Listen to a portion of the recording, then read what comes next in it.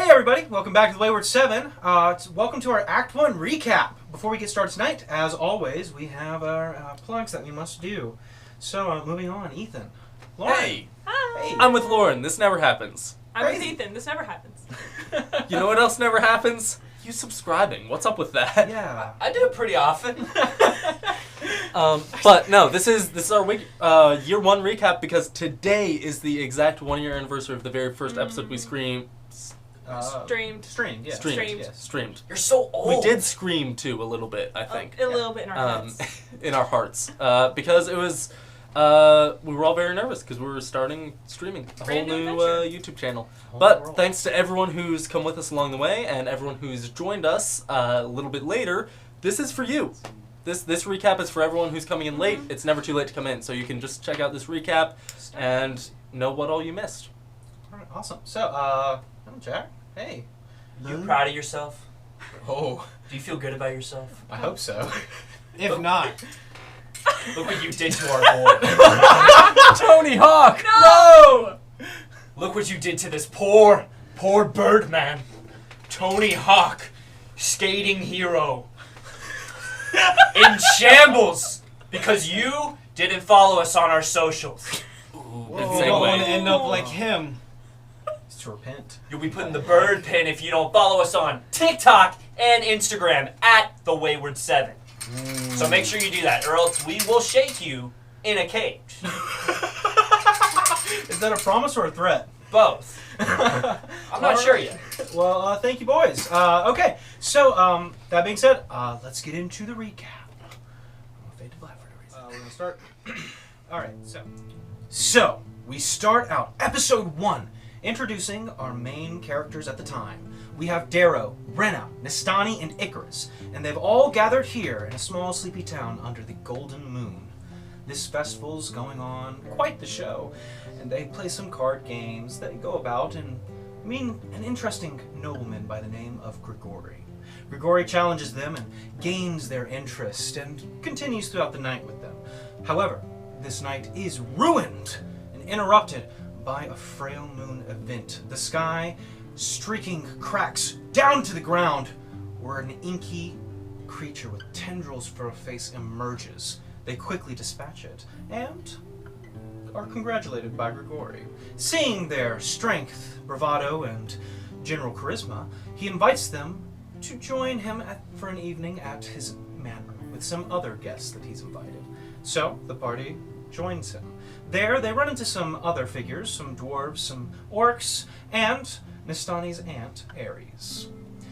They talk to her for a bit, not knowing much about Grigori, but their conversation is interrupted when a giant bursts forth from the walls, smashing the nearby patrons. They quickly jump into the fray, dispatching the giant.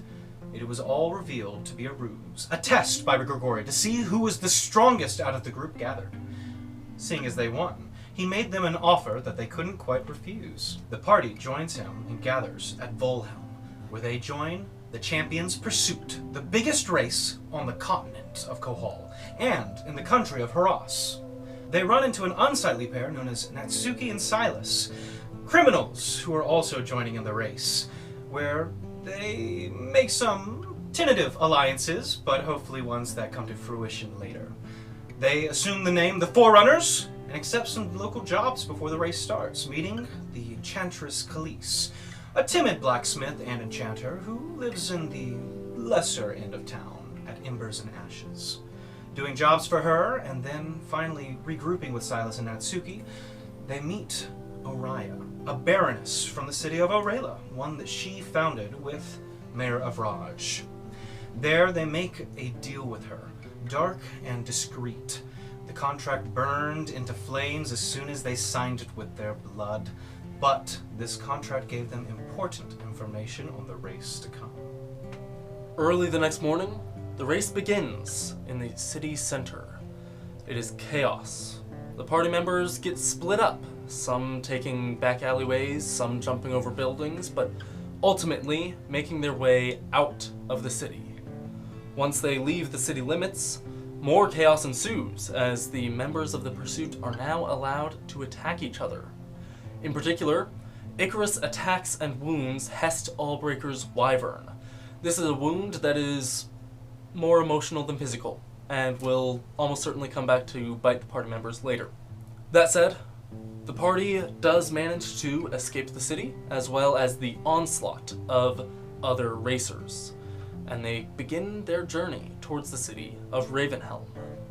Fog. Fog. Fog. Fog. Gator. Fog. Fog. The party begins their challenge by making their way to the crypt of Ravenhelm, getting through some puzzles with some interesting tools, the salad tongs with the skeleton hands, probably bypassing a lot of well thought out puzzles, but they finally make their way towards the monster's lair. In this lair, they encounter their first monster that they must slay and defeat for this champion's pursuit. A Grim Reaper-like entity known as the Gallows Keeper. It is a very challenging fight for them, and almost all of the party members are knocked out.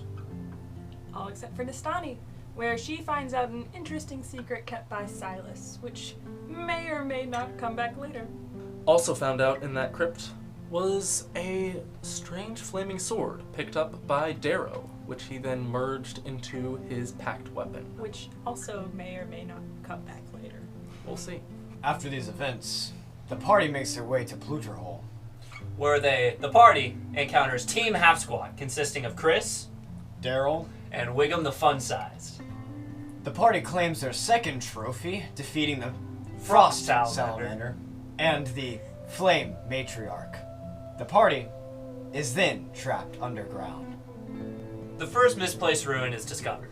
Then the party discovers a library. A brief conversation is mentioned of Lady Garvia. The party then discovers a set of initiate's amulets within the library. Advisor Damon corners the party in a collapsed hallway. In the collapsed hallway, Nastani calls her Aunt Ares to get them out of the situation, using one of her get-out-of-jail-free cards. At this point, Grigori and Khalees regroup with the party and discuss how dangerous the advisory truly is, and decide to stay on the down low until they can escape later that night. Once they are safe, Ares explains to them the danger that the amulets bring them, and that it protects them from a spell known as Time Stop. Then the party decides it's time to sneak out of the city as best they can. But first, Icarus has two interesting encounters. The first one with one of the guards, where he is forced to throw Silas and Natsuki under the bus as the perpetrators that the advisory is looking for. The second encounter is much more interesting. As they run through the checkpoint that the guards have set up at the outside of the city, Icarus sees his long-lost friend Kia, who he had believed had died many years ago.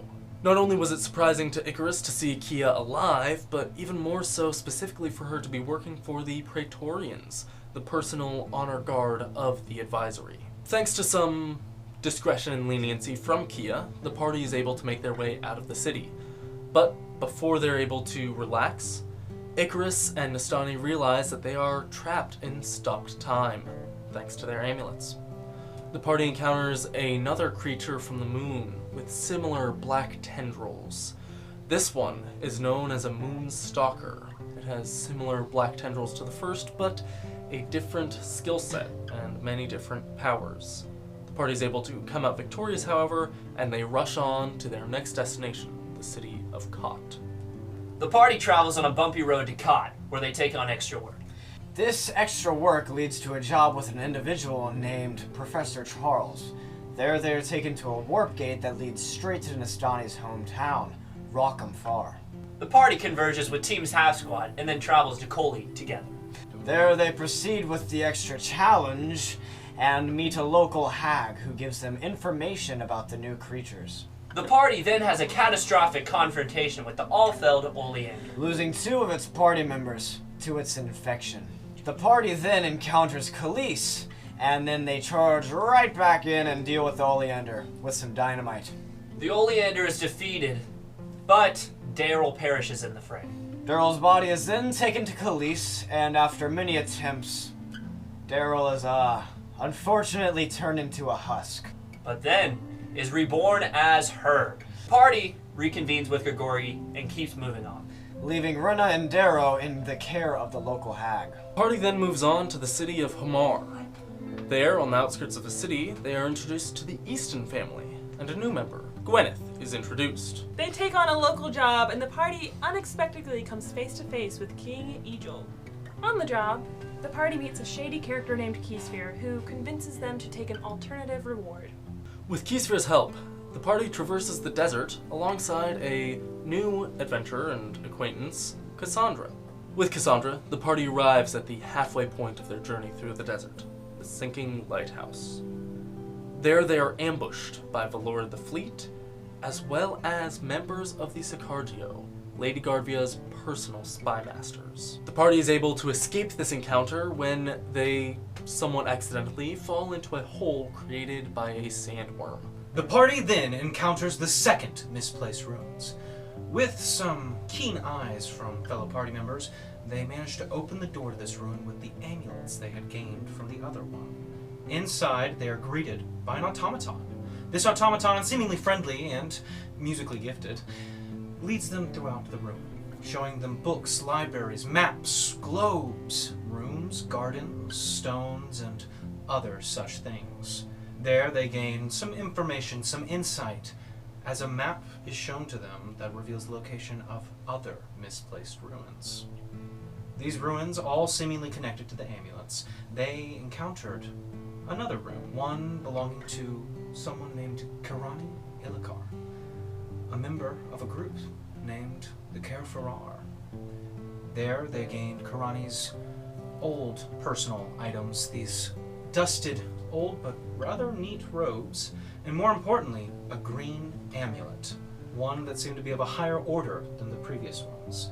Nastani took said amulet, adorned it around her neck, and from there they escaped the ruins via the magical apparatus amplifier, as seen in the previous one, thanks to Cassandra. The group then arrived in the city of Arela through the Spyglass Guild. There, they were arrested by the Civil Watch and taken before Oriah, the charitable, the demoness and baroness they had previously made a deal with. And there she wanted to pick up where they left off. She had a mission for them, a task that she wanted them to do, and that was kill the Scales of Fate, a rival group within the race. In return, they get their contract debt wiped, and they get to proceed with the Champion's Pursuit. They took it, reconvening with several new members and interesting personalities, returning character Silas Reeves, and now Mayor Joe Avranche, Fleshrender Hernandez Garcia, Captain Faustus, as well as the veteran and war hero Tony, the Tiger. They then fought and battled the perilous Archean Arcanaspine, a massive anti-magical creature that led to some interesting results, with the end of the fight culminating with the death of the Scales of Fate, but also the reincarnation of Gwyneth. Gwyneth now a drow, the party has won and completed one of their second to last challenges. The party travels to Mizumi, hidden on a ship with the help of Silas. On the ship, they encounter another Frail Moon event, but this one is a bit stranger than the other two they encountered. With Nastani wearing the green amulet, she discovers that not only is time stopped and she can move in it, but she's also in a different room along with the shady character Keysphere. Back on the boat, they defeat the creature known as the Cleaver and encounter the Ranger Elwyn and make their way to Hiliwana. In Hiliwana, the party regroups with Natsuki and also find Nastani's family and entourage. Oh, hey, didn't see you there. Chris throws a ball for Nastani's Aunt Taviri. And they start dancing. Dancing and dancing. It was a welcome break for all the madness that was about to ensue. No rest for the wicked. The party must leave their welcome break and continue on to their next creature that they must defeat in this Champion's Pursuit. This creature being the aberration, the Meat God. Through difficulty, they defeat the Meat God and return victorious, Herb himself becoming a god of his own. The party then encounters Valora, and she explains to them why she ambushed them in the desert. She had been hired by Lady Garvia to hunt them down.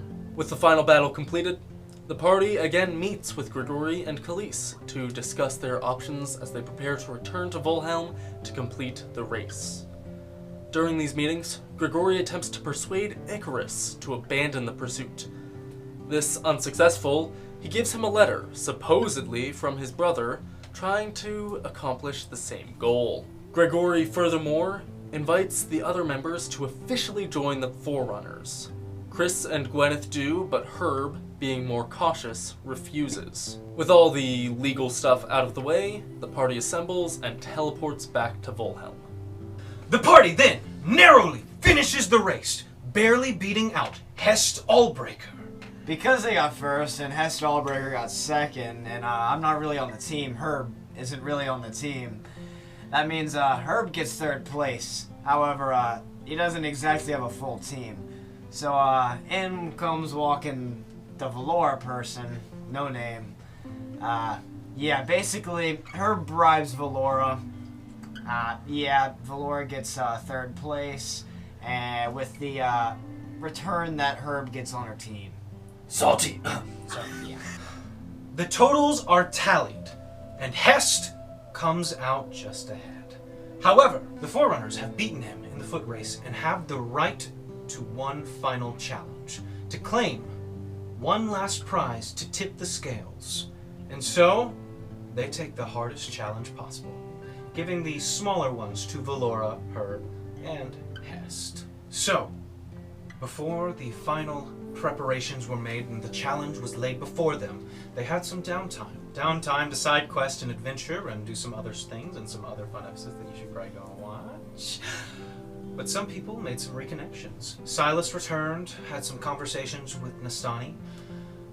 Other people had some interesting dreams. Chris, in particular, had a dream of a figure, a black dragonborn towering above him in his home, the swamps, the jungle, and the grove where he grew up. Giving him some pertinent advice for the upcoming challenge, the party charged forth. The challenge itself, a lindworm, the umbral serpent of the Wraithwoods, nearly devoured every last member save Chris, who, in a heroic effort, threw his axe up onto the crane, bringing the head of it down, slamming the umbral serpent into these crystalline spikes, finishing it off for good, crying out before collapsing from exhaustion. The party recuperated and had little time to celebrate their victory, as it was quite painfully obvious that there were other factors in play. The advisory was present during this event. The advisory was present for many things, yet they had not made a move. And so the final night came before the final tallying for the champion's pursuit. Grigori showed his face once again to reaffirm the contract that they signed, making sure that no one would cross the original deal, that he would be the one to get the wish from King Egil, while they got all the money. A fair trade in his eyes and in some others. However, the night was not over, and later on, a knock came at their door. Darrow had returned, asking to join the group once again. With Darrow now rejoining the party, they made their way to the final tally. There, finally, the Forerunners were named and crowned champions of the pursuit, much to Valora's dismay. The party had some downtime between the final ceremony, the feast that Egil would have at his hall. And in the meantime, Gwyneth ran into Advisor Damon with some unfortunate news about her brothers. The other half of the party was also preoccupied. Icarus and Nastani had decided that they should get rid of their amulets, but as soon as they did so, they found themselves surrounded by dissonant whispers. Something was hunting them. However, could only see them just now with the amulets removed. Deciding that they should probably keep them, they did. And all continued for the king's feast. The night of the feast finally came. Egil hosting it himself, with Mithra, his advisor and royal mage, who has been throughout the race the entire time, joining him at his side. They had some nice festivities, some good meals, But nobody could shake the overwhelming feeling of dread. That being said, across the waters of the castle lies Herb, who is now watching this whole next sequence of events through his arcane eye and broadcasting it to the other patrons at the bar, as well as Valora and Khalees. The final ceremony commences. Mithra leads the party out into the balcony. There they are joined by the Protectorate, the Huskarls of Hross. Egil stands at the head of the balcony, awaiting their request, and as Grigori steps forward, he is cut off by Darrow's blade. Darrow hurls the blade into Egil's chest, and then time stops. From there, only Icarus is left as Nastani is teleported away to safety. And he watches as Darrow's form shifts into that of the recognizable Lady Prera Scarfia, a figure from his past work in the Cilician military.